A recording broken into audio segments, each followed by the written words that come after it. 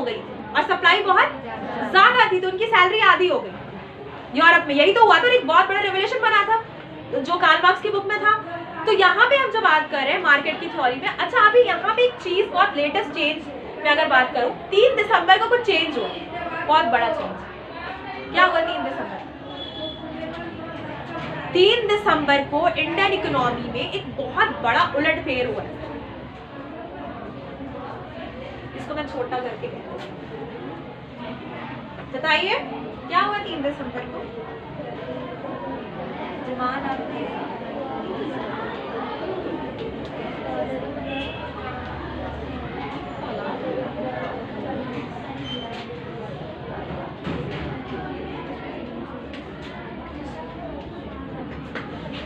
बताइए।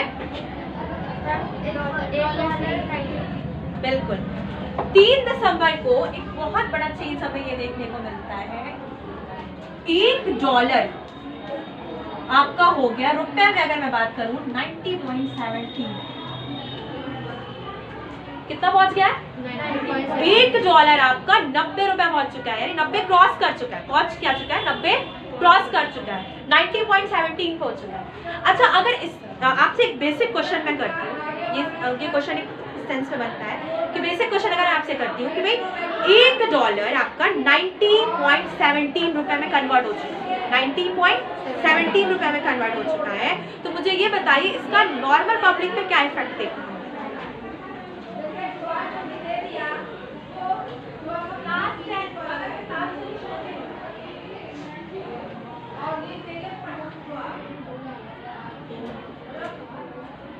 आपसे मैंने अभी बताया, आपको मैंने अभी एक चीज बेसिक चीज बताई, मार्केट की जो बेसिक थ्योरी थी, मैंने आपसे कहा कि बेटा डिमांड जब किसी भी चीज की बढ़ेगी, मैंने अभी आपको बेसिक बताया कि क्या मैंने बताया बेटा, जब डिमांड बढ़ेगी किसी भी चीज की और सप्लाई उसकी कम होगी तो प्राइस क्या हो जाएंगे? बढ़ जाएंगे। और जब उसी चीज की डिमांड कम हो जाएगी और सप्लाई ज्यादा हो जाएगी तो प्राइस क्या हो जाएंगे? जब डिमांड कम हो गई सप्लाई ज्यादा हो गई तो प्राइस कम हो गया, जब डिमांड ज्यादा हो गई सप्लाई कम हो गई तो प्राइस ज्यादा हो गया। अब इसी चीज पे आ जाते हैं कि $1 हमारा 90.17 रुपए क्रॉस कर रहा है, यानी 90 रुपीज क्रॉस कर रहा है। तो ये ऐसे अगर आपसे पूछते हूँ मैं कि ये बताइए मुझे कि जो डॉलर में रुपया इतना ज्यादा कमजोर हो रहा है और डॉलर स्ट्रांग हो रहा है, इसका हम पे क्या असर हो रहा है? नॉर्मल पब्लिक पे इसका कोई असर है? नहीं हो रहा।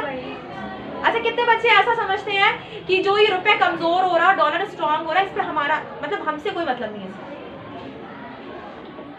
और कितना ये समझते हैं कि हमसे मतलब है? हाथ उठाइए। बिल्कुल सीधा मतलब है, सीधा इफेक्ट है, और वही इफेक्ट मैं यहाँ पे समझाऊंगी, वही इफेक्ट आपको लिखना है।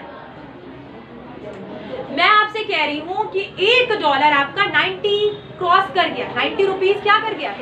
क्रॉस कर गया। तो यहाँ पे एक छोटा सा एग्जाम्पल ले लेते हैं। इंडिया सबसे ज्यादा चीजें इंपोर्ट करता है, इंपोर्ट का मतलब होता है खरीदता है बाहर की कंट्री से। इंडिया सबसे ज्यादा क्या करता है? इंपोर्ट करता है। अगर मैं बोलूं इंपोर्ट का मतलब होता है ना खरीदना, ठीक है? तो इंडिया क्या करता है? सबसे ज्यादा ऑयल इंपोर्ट करता है। इंडिया क्या करता है? सबसे ज्यादा ऑयल इंपोर्ट करता है। अब जो इंडिया ऑयल इंपोर्ट करता है तो इंटरनेशनल करेंसी डॉलर होती है। हम कोई भी चीज अगर खरीद रहे हैं तो हम किसमें पैसे चुकाएंगे, अदा करेंगे? डॉलर में। किसमें अदा करेंगे? डॉलर में। लेकिन हम तो रुपया दे रहे होंगे, वो तो कन्वर्ट होकर डॉलर बन रहा होगा, तो हमें रुपए बहुत ज्यादा देने पड़ेंगे। जैसे कि एक एग्जांपल दूं कि एक बैरल ऑयल 2025 में, एक बैरल ऑयल 2025 में $73 था। नोट कर, एक बैरल ऑयल, बैरल मतलब जो डब होता है ना, बड़े बड़े, जो आपका ऑयल है, एक बैरल कितने का है? $73 का। कितने का है? एक बैरल ऑयल $73 का। अगर मैं डॉलर की बात करती हूँ तो कितने डॉलर का है? $73 का। लेकिन हमें तो डॉलर देना है, लेकिन हमें कैसे देना है? इसको रुपए में देना है ना, तो मल्टीप्लाई करके देख लेते हैं। 73 अभी था 86 में, अभी कुछ टाइम पहले 86 में था, पहले 86 कर लेते हैं। 73 × 86 आंसर आएगा आपका तकरीबन $86,278, ठीक है। 86 में था डॉलर, रुपए हमारा और डॉलर। अब यहाँ पे बात करते हैं हमारा कि $1 का आपका कितना बन रहा था, $1 का कितना बन रहा था पहले 86 मल्टीप्लाई कर लिया, एक बैरल कितने की पड़ रही है। अब इसी को अभी और कर लेते हैं, 73 को कर लेते हैं 90 से, तो कितना बन जाएगा ये 2570 कितना प्राइस बढ़ गया, 292 रुपये बढ़ गया, 292 रुपये बढ़ गया। अब इसका इफेक्ट इन्फ्लेशन रेट, इन्फ्लेशन महंगाई की दर, इन्फ्लेशन रेट बढ़ जाएंगे। इन्फ्लेशन रेट कैसे बढ़ेगी, मैम ऑयल ही तो बढ़ा है बैरल, गवर्नमेंट अपने पास से देगी, गवर्नमेंट कैसे देगी, ये जो ऑयल की कीमत बढ़ गई ये गवर्नमेंट अपने पास से देगी, टैक्स छोड़ो, अभी पेट्रोल की कीमत बढ़ा दी जाए। अगर मैं बोलूं कि अभी अगर तेल या पेट्रोल अगर 90 रुपए लीटर है तो वो बढ़ के 92 या 91 हो जाए, मानो मिनिमम बढ़ाया तो 91, मैक्सिमम बढ़ाया तो 92, बढ़ा दिया 2 रुपए, हम 2 रुपए तो बढ़ाया है, 2 रुपए से क्या हो जाए, हम गाड़ी में तेल डलवा लेंगे, 2 रुपए बढ़ गए। दूध की कीमत बढ़ेगी, सब्जी की कीमत बढ़ेगी, कपड़ों की कीमत बढ़ेगी, हर एक चीज की कीमत क्यों बढ़ेगी, क्योंकि कोई भी सामान है, कोई भी प्रोडक्ट है, एक जगह से दूसरी जगह ट्रांसपोर्ट से जाता है, किससे जाता है, ट्रांसपोर्ट चलते किससे, ऑयल से। तो कोई भी सामान अगर लोड हो रहा है उस पर तो ऑयल किराया बढ़ रहा है। जैसे बात करूँ ट्रक से कोई भी सामान यहाँ, जैसे सब्जियां हैं वो झूसी से आ रही है, ठीक, तो झूसी से अगर यहाँ तक आ रही है तो जब तेल की कीमतें बढ़ गई तो जिस ट्रक से आ रही है वो ट्रक किससे चल रहा है, ऑयल से, वो तेल से चल रहा है। तो जब वो तेल से ऑयल से वो ट्रक चल रहा है और वो जब ये इलाहाबाद में आता है, मैं बात करूँगी चकिया में आया या मैं बोलूँ किसी भी लाइन्स में आया, तो वो जब चल के आया वहाँ तक तो पहले था 90 रुपये लीटर तेल, तेल की कीमत हो गई 91, तो सब्जियों की कीमत बढ़ेगी क्योंकि किराया बढ़ा ना, तो जो उस प्रोडक्ट को बना रहा है उस पर कीमत नहीं बढ़ाएगा वो। तो सीधा सा सेंस है कि डॉलर अगर स्ट्रॉन्ग होता है, रुपया अगर कमजोर होता है तो उसका सीधा इफेक्ट हमारे जेब पे पड़ता है, सीधा। कोई यहाँ पे जैसे मैं कहूँ कोई इनडायरेक्ट नहीं, डायरेक्ट कनेक्शन कि महंगाई बढ़ जाएगी। जो ये 90 रुपए हो गया, 4 रुपए गिरे हैं इकट्ठा, 4 रुपए, मतलब 4 रुपए कमजोर हो 86 से। 86 के बाद अच्छी कंडीशन नहीं थी, 86 से हम किस पे आ गए, 90 क्रॉस, 90.17 है ना, तो क्रॉस है, वो मैंने पॉइंट छोड़ दिया मल्टीप्लाई करने के, अभी तो और ज्यादा बनते शायद, ठीक है। तो अगर हम बात करते हैं कि हमने अगर 90 क्रॉस कर लिया तो उससे क्या हमारा उससे क्या प्रॉब्लम हो रही है, ऑयल की बढ़ने की वजह से, ऑयल के प्राइस बढ़ने की वजह से हर चीज के प्राइस बढ़ जाते हैं। फ्यूल एक ऐसी चीज, क्योंकि कोई भी चीज एक जगह से दूसरी जगह जाती है, ट्रांसपोर्ट के जरिए जाती है। तो यहाँ पे बेसिक सा सेंस आपसे ये लगाया जाता है कि अगर आपसे क्वेश्चन किया जा रहा है कि क्या इफेक्ट पड़ रहा है, अगर मान लो मैंने एग्जाम में क्वेश्चन कर लिया कि रुपया कमजोर हो रहा है, डॉलर स्ट्रांग हो रहा है, तो बेटा क्या इसका कॉमन पीपल यानी जो आम जनता है, पब्लिक पे आपसे एग्जाम में क्वेश्चन हो रहा है कि पब्लिक पे रुपए के कमजोर होने का, डॉलर के स्ट्रांग होने का क्या इफेक्ट पड़ रहा है। तो बिल्कुल डायरेक्ट में को सीधा इफेक्ट ये पड़ रहा है कि इन्फ्लेशन रेट बढ़ जाएगी, महंगाई की दर बढ़ जाएगी। अब कैसे महंगाई की दर बढ़ जाएगी, तो उसका सीधा सा एग्जांपल मैंने अभी आपको कहा कि इंटरनेशनल मार्केट में एक बैरल ऑयल, मैं क्या कह रही हूँ, एक बैरल ऑयल कितने का है, $73 का है।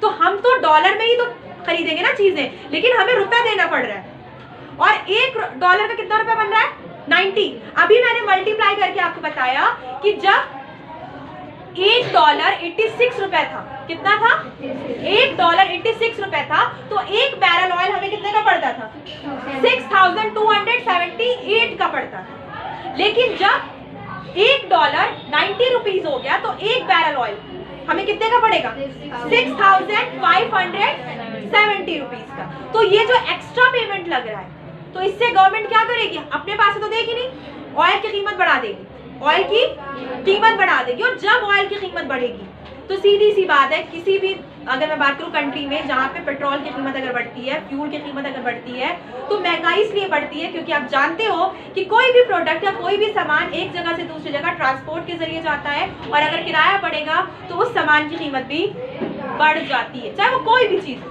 चाहे वो छोटी से छोटी बड़ी चीज़ हो जो हम रोज़ यूज़ करते हैं, चाहे वो कोई इलेक्ट्रॉनिक का सामान हो, चाहे वो अगर मैं बात करूँ ब्रेड के पैकेट्स हो, वो कोई भी चीज़ हो, उसकी कीमत क्या हो जाएगी, बढ़ जाएगी। तो सीधा रिलेशन होता है। अब यहाँ पे तुम्हारे दिमाग में क्वेश्चन और आना चाहिए कि मैम मुझे ये बताइए, आपने ये तो बता दिया कि अगर $1 90 रुपीज हुआ तो बैरल ऑयल जो हमारा, एक बैरल ऑयल कितने का आ रहा है, $73 का, तो उसमें वो प्राइस बढ़ गए, क्योंकि हम जब मल्टीप्लाई करके उसको इन्वेस्ट करेंगे जिस भी कंट्री से हम ले रहे हैं, एक तो इंडिया इंपोर्ट बहुत ज्यादा करता है ऑयल को, अभी मैंने बताया ना कि इंडिया इंपोर्ट ज्यादा करता है, और किस चीज को सबसे ज्यादा इंपोर्ट करता है, ऑयल को। इंडिया ऑयल सबसे ज्यादा इंपोर्ट करता है, तो जो डॉलर स्ट्रांग और रुपए कमजोर हुआ, इसका सीधा इफेक्ट ये पड़ेगा कि इंडिया में इन्फ्लेशन रेट बढ़ जाएगी। और ऐसा क्यों होगा, क्योंकि डॉलर में हम जब इन्वेस्ट कर रहे हैं तो हमें रुपए देना पड़ रहा है उसके बदले। यहाँ पे मैंने मल्टीप्लाई करके बताया आपको कि इतने से इतना हो जाए। ये अब एक क्वेश्चन ये आना चाहिए कि मैम अपने रुपए को स्ट्रॉन्ग कैसे करें, तो कैसे कर सकते हैं स्ट्रॉन्ग। कोई भी चीज जब हद से ज्यादा होती है तो उसकी वैल्यू क्या होती है, कम होती है, याद रखना ये चीज।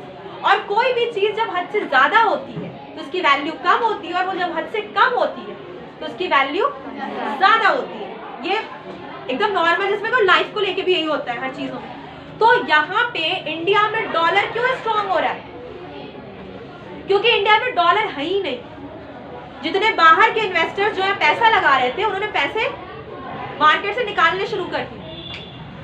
अब इंडिया में कोई इन्वेस्ट करने को तैयार नहीं है, बाहर की कंपनी, तो हमारे पास डॉलर आ नहीं रहे हैं, उल्टा हमारे पास से क्या हो रहे हैं, जा रहे हैं।